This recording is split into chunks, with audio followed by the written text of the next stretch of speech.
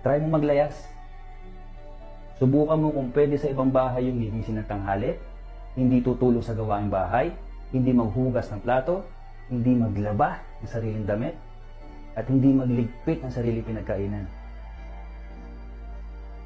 Diba sabi mo sa akin, lagi ka naiirita sa nanay mo pagka binubungaan ka? Try mo maglayas. Para malaman mo kung anong buhay sa ibang bahay.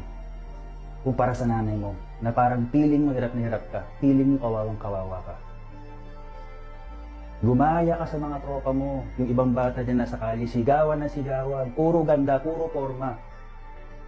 Pero walang laman ng utak. Ganyan kayong mga ibang kabataan ngayon, di ba? Pag sobrang luwag, aalarga, aabuso. Pag napagsabihan ng unti ng nanay, ng magulang, sasabihin sa mga classmate, pinagalitan ako, kawawa ako, magkampihan tayo. Diba? Sa nangyari nga sa nanay mo, sobrang kapal na lang ng mukha mo pag hindi ka pa magtino, Amanda. Uulitin ko, kung ano man mangyari sa kapatid ko, nang dahil sa kapababayaan mo,